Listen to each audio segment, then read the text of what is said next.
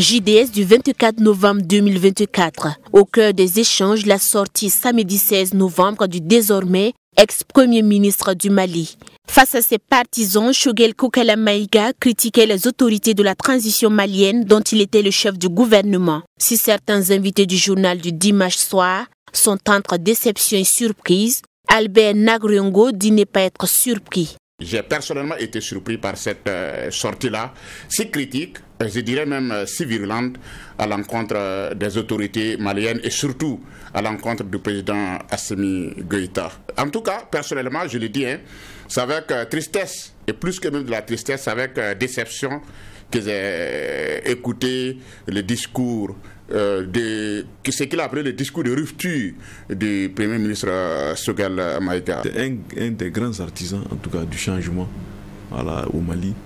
Et donc, on pourrait dire que le coup d'État n'a été que l'aboutissement du processus de résistance populaire qu'ils ont organisé à travers le M5 pour contester le régime, l'ancien régime avant donc la prise du pouvoir par le coup d'État. Donc, du coup, une telle figure quand même qui vient à prendre le contre-pied de la transition du gouvernement, quand même ça donne à réfléchir.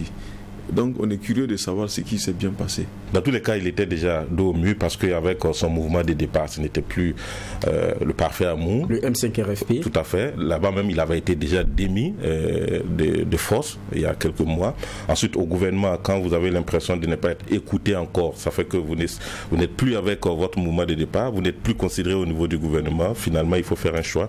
Et je pense qu'il a voulu choisir cette manière de le faire en sortant par la grande porte en griffe, on peut le dire ainsi. Même pour ma part, je pense qu'il a été poussé à la démission, sauf que bon, il n'a pas su jouer le jeu. Au-delà de leur regard d'étonnement, les invités du JDS sont unanimes sur la question de la divergence des intérêts entre l'ex-premier ministre et les autorités militaires. Ils pensent tous que la question du calendrier électoral est à la base de cette rupture. Tout le monde croit que Choguel avait pour objectif la fin de la transition. Choguel voulait imposer un calendrier électoral aux militaires. Et là, les militaires ont compris. Les militaires se sont dit, nous ne sommes pas là pour nous précipiter pour aller vers les élections. Et ainsi, c'est lui-même, je le dis, au sein du gouvernement, qui a créé cette rupture de confiance-là. Mais les gens sont là pour se battre pour l'intérêt de la nation. Le Mali n'a pas été encore récupéré. Si vous, en tant que Premier ministre Choguel Maïga, vous parlez d'élections, mais à un certain moment, mais les gens se rendent compte que vous êtes là pour les élections et les militaires décident de travailler ensemble parce que les préoccupations, ce ne sont pas les élections. Vous êtes civil à la tête d'un gouvernement dirigé par un pouvoir militaire avec des réformes qui disent que le chef de l'État actuel a la possibilité d'être candidat à la fin de la transition. Allez-y comprendre tout de suite que c'est déjà 80% de chances pour lui d'être candidat aux élections à venir. Toutes les réformes qui sont en train de se faire dans l'AIS aujourd'hui, vous voulez bien que ce soit des civils qui prennent le pouvoir après. Mais vous pensez que ces mesures-là, c'est des mesures qui seront léguées forcément à des civils après? Il peut y avoir des élections où il y aura des civils et des militaires. Mais attendez-vous à ce que les militaires aient une longueur d'avance parce qu'ils ont un bilan à défendre. Et à un certain moment, le schéma qui a été établi devrait à un certain moment permettre l'organisation des élections.